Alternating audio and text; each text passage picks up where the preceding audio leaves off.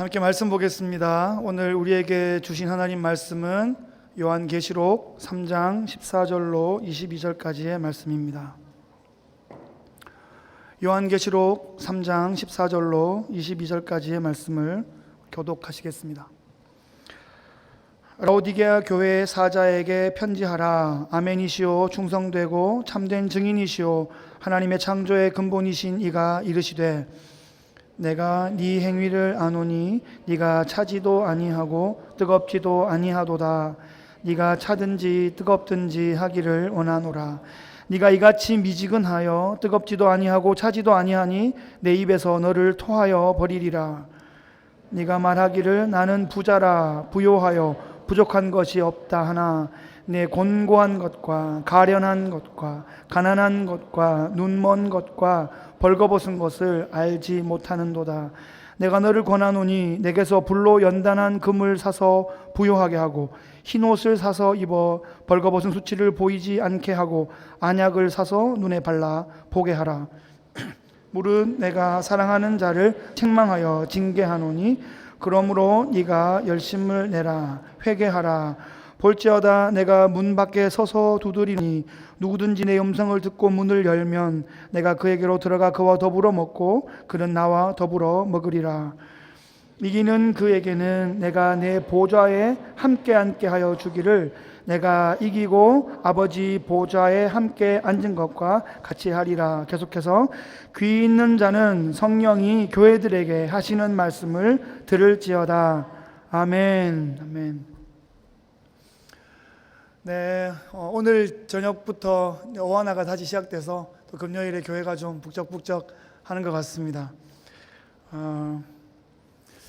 제가 몇 군데 이렇게 지역과 동네를 좀 말씀드려 볼게요. 어디 아시는가 한번 보세요.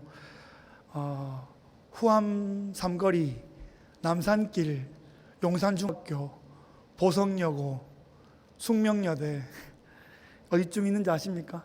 네, 서울역 건너편 해방촌 근처에 있는 지역들입니다.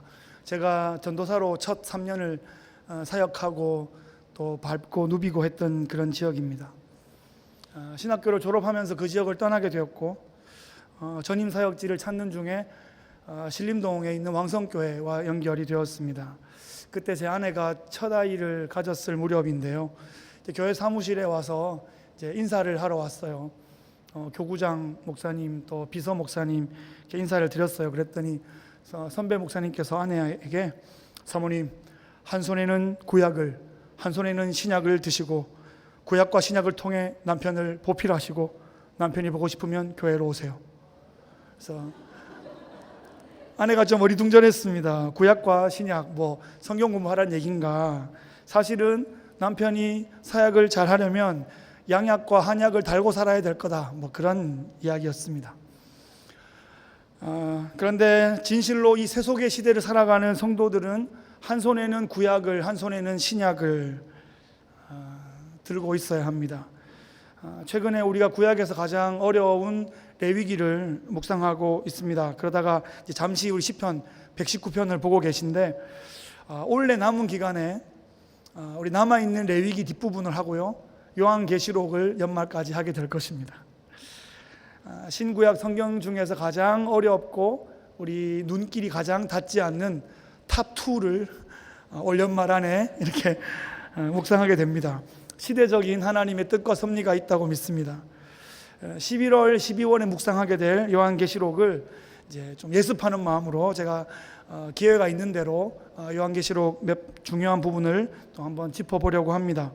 지난번에 제가 요한계시록의 서론과 1장을 하면서 요한계시록은 성경 66권 대하 드라마의 결론이며 영화의 엔딩 씬과 같다. 그런 말씀을 드렸습니다. 창세기의 시작이 있기 때문에 계시록의 피날레가 필요한 것입니다. 창세기를 비롯하여 성경 65권에서 던지는 질문이 66권째 책인 계시록에서 다 설명이 되고 다 거기에 답이 있습니다.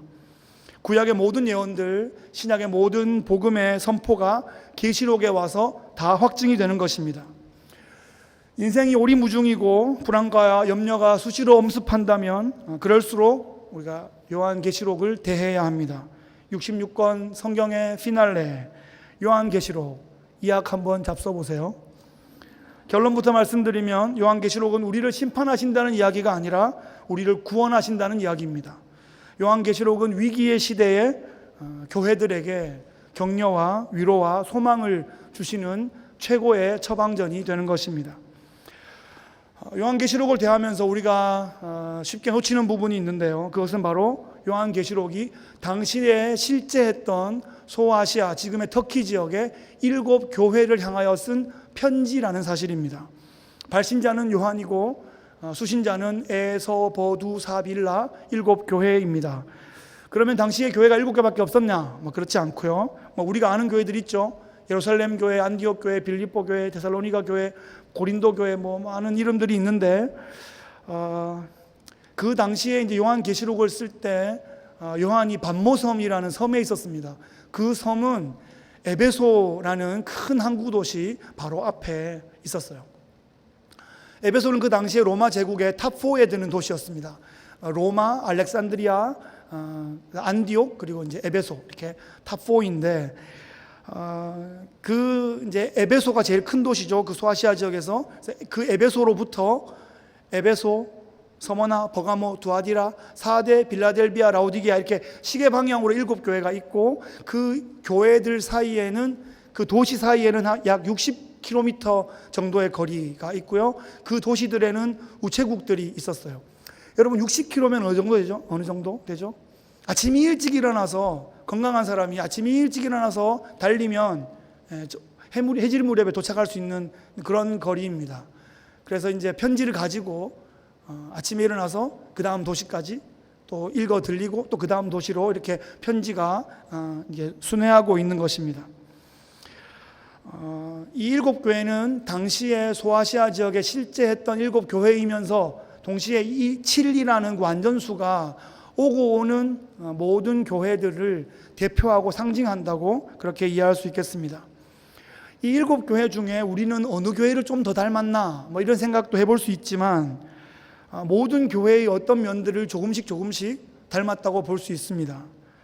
그러니까 사실상 이 7 교회의 DNA들의 조합이면 역사상 모든 교회들이 다 그 안에 있다 이렇게 이해할 수 있겠습니다. 이 각 교회를 향한 메시지는 일정한 형식을 가지고 있습니다. 어느 교회의 사자에게 편지한다 이런 선포로 시작하고 그 교회를 향한 예수님의 캐릭터가 어떠한가를 소개하고 각 교회에 잘한 것을 칭찬하고 못한 것을 책망하고 권면하고 약속하는 그런 형태로 되어 있습니다. 각 교회에 나타난 예수님의 모습은 그 교회의 상황과 밀접한 관계를 가지고 있습니다. 마지막에는 이기는 자에게는 이런 축복을 주겠다 그렇게 약속하고 있습니다. 이기는 자라는 표현은 만약에 이긴다면 이라는 이런 조건적인 표현이 아니라 내가 너를 이기게 하겠다라는 그런 약속이 거기에 담겨 있습니다. 7 교회 중에 칭찬만 받은 교회는 2 교회밖에 없고 나머지 5 교회는 책망을 받거나 책망만 받았습니다. 여러분, 나는 칭찬만 받은 2 교회에 속한다고 생각하시나요? 우리 교회라면 책망은 받지 않겠다 이렇게 자신할 수 있나요? 여러분, 책망받는 것을 두려워하면 안 됩니다. 책망에는 소망이 있습니다. 무시하면 책망하지도 않습니다. 상관없는 사람이면 책망하지 않습니다. 저도 이제 자라면서 책망을 받아보기도 하고 또 책망을 해보기도 하는 그런 위치에 서 봤는데 사실 책망받는 게 힘든 줄 알았는데 책망하는 것이 더 힘들었습니다. 책망받을 때는 이때만 빨리 지나가라. 이때만 빨리 지나가라. 그러면서 이제 멍청하게 이렇게 있으면 그때만 좀 참으면 지나갈 수 있었는데 책망을 하려고 하니까 언제 어떤 식으로 책망해야 되는지 그 타이밍을 생각하게 되고 그 단어를 막 고르게 되고 마음도 많이 쓰고 생각도 하고 그 다음엔 또 어떻게 이거 풀어야 되나 어떻게 뭘 좀 먹여줘야 되나 이런 많은 생각들을 이제 하게 합니다. 에너지가 훨씬 더 많이 드는 거예요. 오히려 책망받는 편이 마음 편할 수 있습니다. 그 책망을 듣고 잘 돌이키면 훨씬 더 큰 유익이 있기 때문입니다. 이 라오디게아라는 지역은 동서와 남북을 관통하는 주요 도로가 교차하고 있어서 교통의 요충지였고 그래서 상업과 금융이 매우 발달한 지역이었습니다. 특별히 의류 산업과 의료 산업이 발달했습니다. 그래서 그 도시에는 부자들이 많았습니다. 그 도시에 치명적인 약점이 있는데 물 공급원이 그 도시 안에 없다는 것이었습니다. 이 북부 뉴저지를 운전하다 보면 수자원으로 사용되는 아주 큰 호수들이 곳곳에 있습니다. 참 복받은 도시인 것 같습니다. 이 라오디게아라는 지역은 히에라볼리하고 이제 골로새 사이에 위치하는데, 히에라볼리에서는 약용으로 쓰는 뜨거운 온천수가 분출하고 골로새에는 아주 시원한 음용수가 분출하는데, 그 송수관을 통해서 히에라볼리에서 온천수를 받고 골로새에서 또 이렇게 음용수도 받아오는데, 그것이 이 라오디게아 지역에 이르면 다 뜨뜻미지근한 물로 바뀌는 겁니다. 그래서 그 당시에 냉장고도 없고 그러니까 그 라오디게아는 항상 미적지근한 밍밍한 물을 마셔야 됐습니다. 그것이 그 도시의 영적인 상태를 보여주는 그런 이미지가 되어버렸습니다. 주님은 이러한 라오디게아라는 도시에 세워진 라오디게아 교회의 사자에게 편지하고 있습니다. 이 사자는 라이언이 아니라 엔젤이죠. 교회의 영적인 리더, 교회의 메신저라고 할 수 있고, 이 교회 자체를 엔젤, 천사처럼 의인화해서 표현한다고 이해할 수도 있겠습니다. 여하튼 주님께서는 이 라오디게아 교회에게 관심을 가지시고 그들을 잘 아셔서 그 교회가 들어야 할 꼭 맞는 메시지를 지금 전해주고 계시는 겁니다. 이 라오디게아 교회는 7교회 중에 유일하게 칭찬이 없는 교회로 알려져 있습니다. 성경 퀴즈대회 중급 정도 되는 문제였죠. 요한계시록 7교회 중에 유일하게 칭찬을 받지 못한 교회는 삑 라오디게아 정답. 그래서 이렇게 상도 받아보고 그랬었습니다. 그런데 이제는 단순히 그 사실을 암기하고 있는 것은 그렇게 중요하지 않다는 것을 깨닫게 됩니다. 라오디게아 교회를 향한 그 날카로운 책망조차도 주님의 사랑이고 관심이고 긍휼하심이라는 거죠.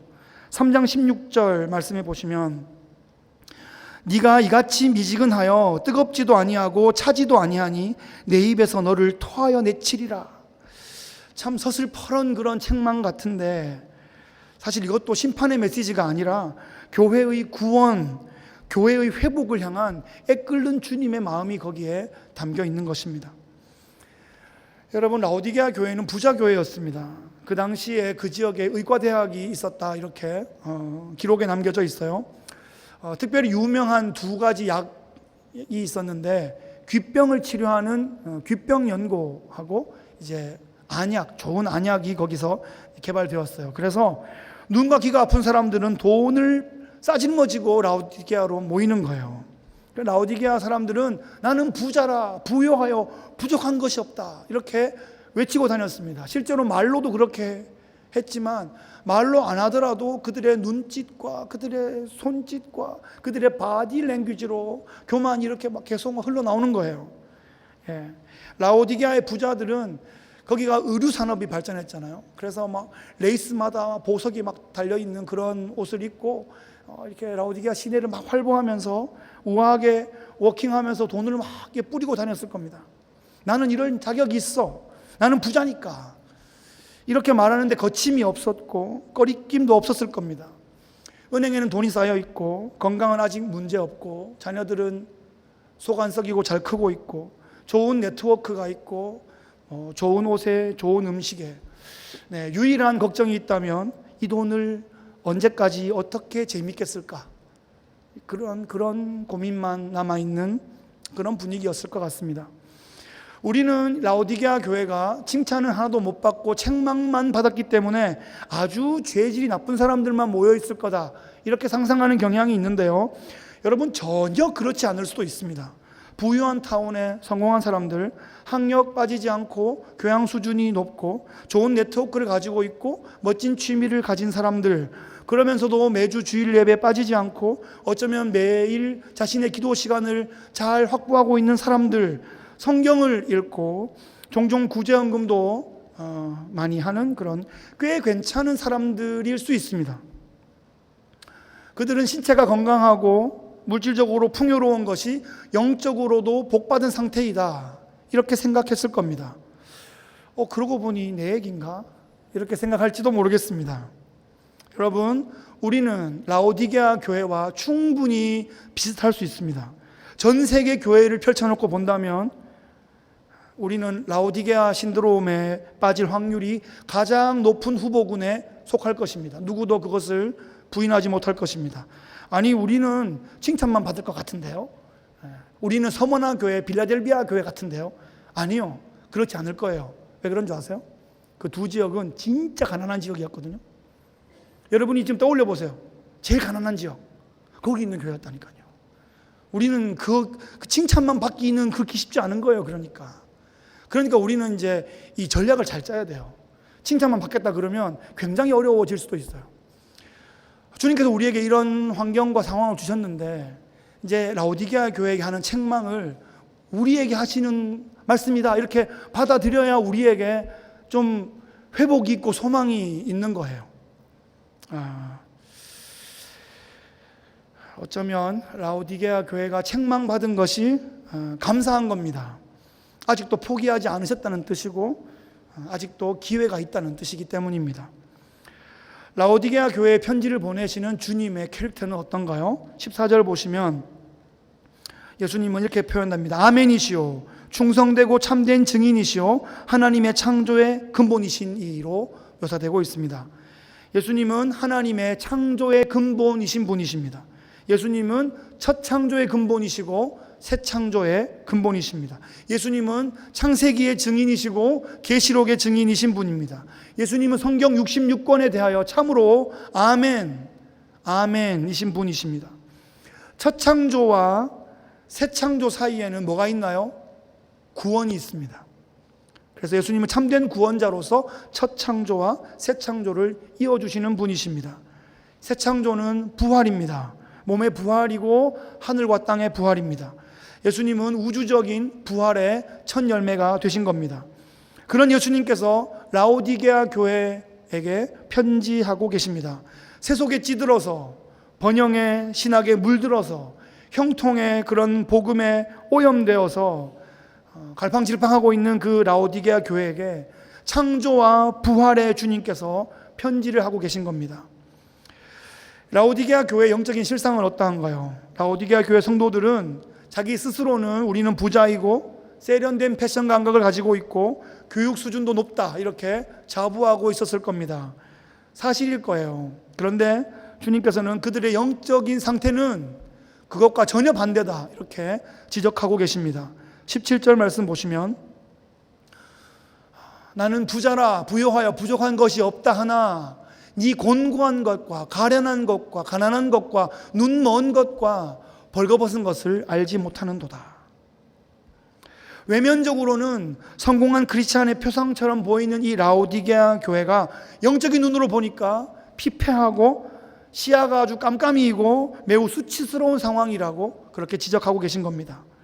그 라오디게아 교회를 향한 주님의 권면은 어떠한가요? 18절 보시면 내가 너를 권하노니 내게서 불로 연단한 금을 사서 부요하게 하고 흰 옷을 사서 입어 벌거벗은 수치를 보이지 않게 하고 안약을 사서 눈에 발라 보게 하라.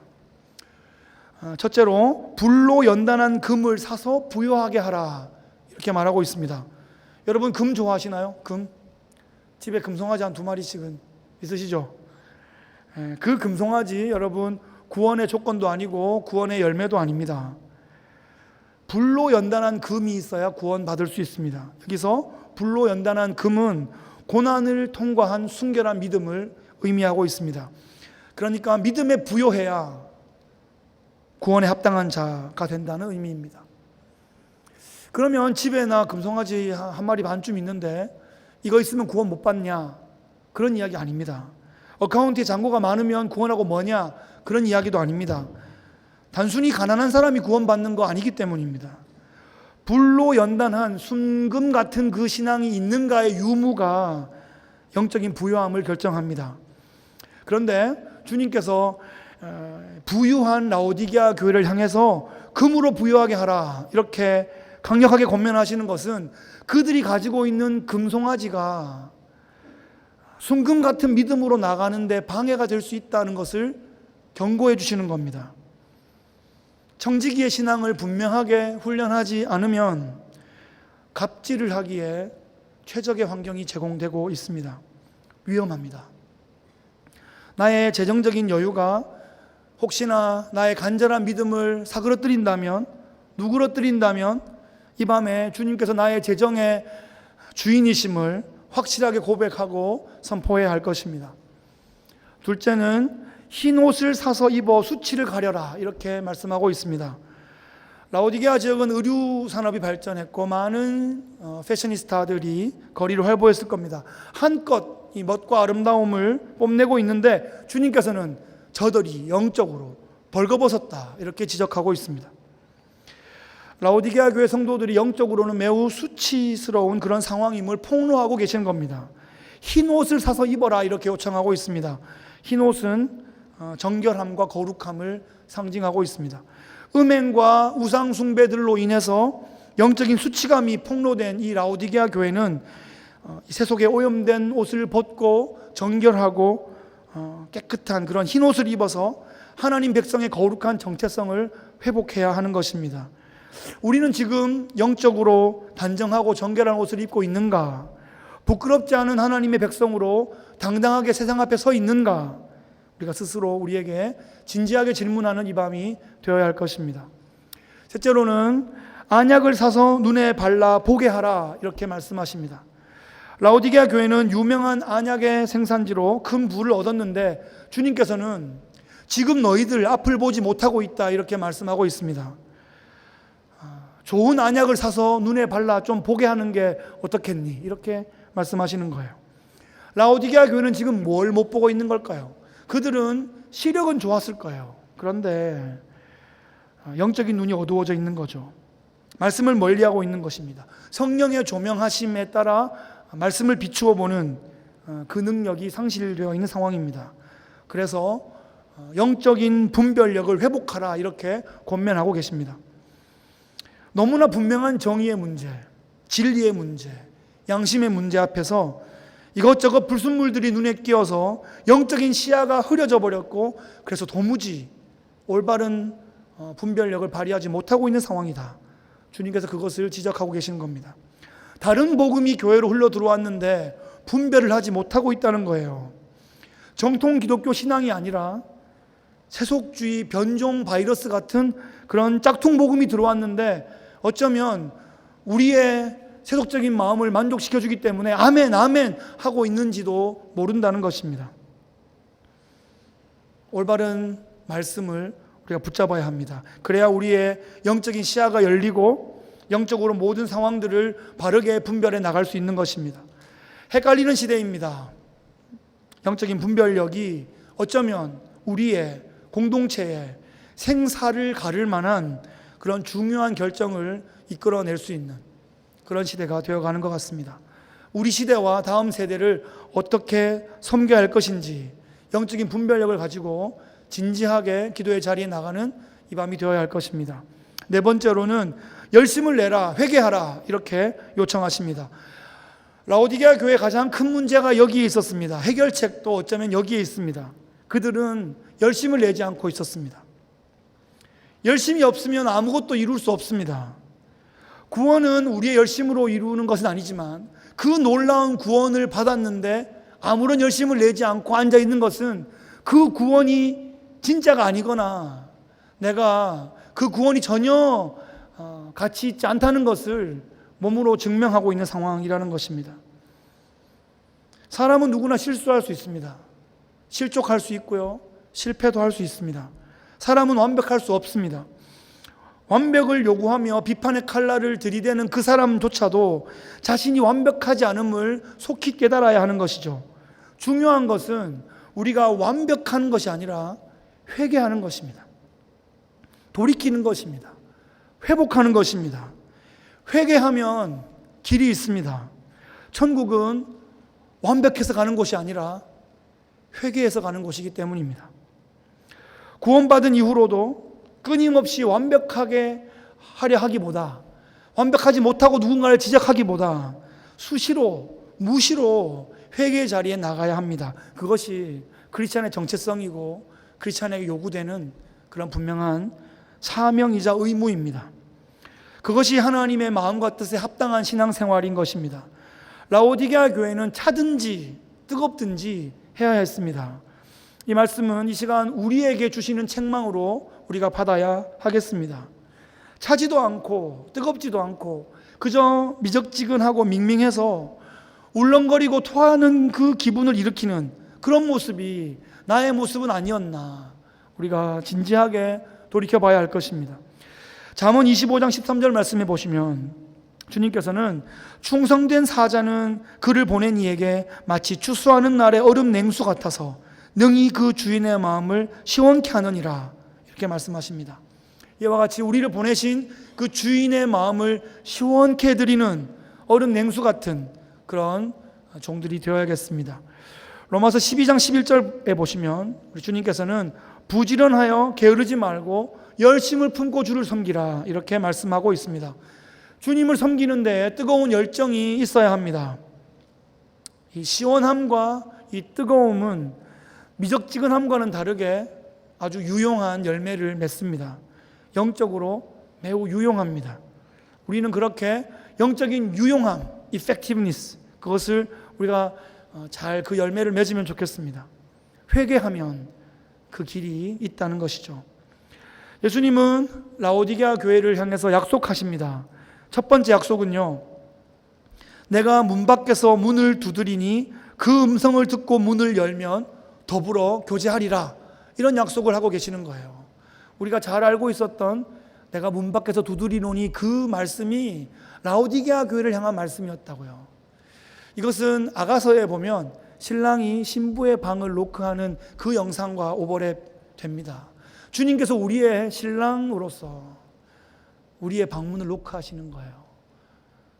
따뜻한 마음을 가지고, 애절한 마음을 가지고 우리의 방문을 노크하고 계십니다. 지금 상황은 그냥 뜨뜻미지근해서 미적지근해서 막 울렁거리는 그런 상황임에도 불구하고 주님은 애타는 마음으로 우리의 방문을 노크하고 계시는 겁니다. 애정을 가지고 권면하고 계시고 회개를 기다리고 계시는 겁니다. 두 번째 약속으로는 이기는 자에게는 내 보좌에 나와 함께 앉도록 하겠다, 이렇게 약속하십니다. 여기서 이기는 자라는 표현, 아까 말씀드린 것처럼 네가 이기면 이라는 조건절이 아니라 성도를 향해서 이미 이긴 자이다, 이렇게 표현해주고 있는 거예요. 교회의 별명이 이긴 자, 이런 말입니다. 교회의 별명 다른 거 뭐 어떤 거 있으시죠? 교회의 별명, 신부 교회의 별명이죠. 제자, 성도, 뭐 다 그런 교회의 별명인데 이 계시록에서는 이긴 자라는 별명을 우리에게, 교회에게 붙여주고 있는 거예요. 교회는 이미 이긴 자라는 거예요. 네. 내 보좌에 함께 앉게 될 것이다 라고 우리에게 약속해 주시는 겁니다. 세상을 이기는 자, 그것이 교회의 정체성입니다. 영화가 끝나면 우리 편은 항상 이기죠. 우리 편은 항상 이깁니다. 그죠? 이긴 자, 우리 편, 주님 편, 그게 우리 모습입니다. 인생이 레이스를 마치면 성도는 주님 품에 안겨서 영광의 면류관, 승리의 면류관을 받게 됩니다. 이긴 자들인 거죠. 책망만 받은 라오디게아 교회이지만, 칭찬 한 톨 못 받은 교회이지만, 그래서 그 많은 성경 퀴즈 대회에 단골로 나오고 맨날 맞추고 선물 받고 그러면서 칭찬 못 받은 교회는 라오디게아 교회, 라오디게아 교회, 그렇게 기억되는 그런 교회이지만 주님께서는 그들이 회개하고 돌아와서 이긴 자가 될 것이다, 이렇게 약속하시고 그들을 축복하고 계시는 겁니다. 오늘 말씀의 제목은 라오디게아 교회여 회개하라, 이런 제목입니다. 라오디게아 교회여 회개하라. 어디 저기 멀리 딴 사람이 회개해야 되는 게 아니라 내가 회개해야 되는 겁니다.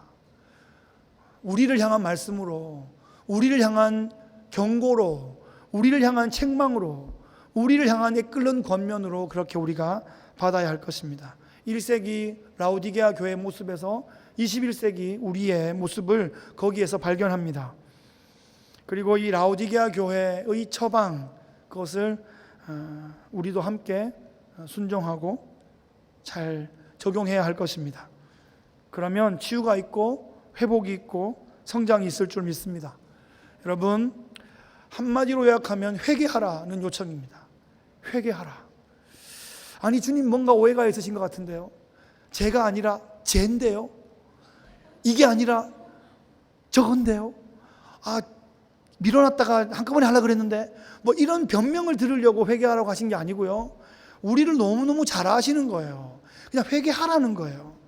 그냥 아멘 하고 회개하면 유익이 있을 건데, 회개하라 그러면 잠깐만, 그게 아니라 뭔가 오해가 있으신 것 같은데요.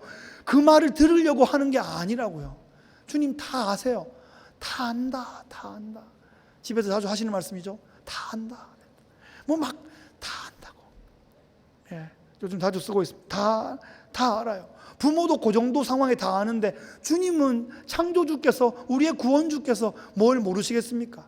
다 아시고 회개하라 이렇게 말씀하세요. 돌이키라 이렇게 말씀하신다는 겁니다. 우리에게 회개가 필요하기에 회개하라 이렇게 도전하시는 거죠. 우리에게는 변호가 아니라 회개가 필요합니다. 우리에게는 변명이 아니라 순종이 필요합니다.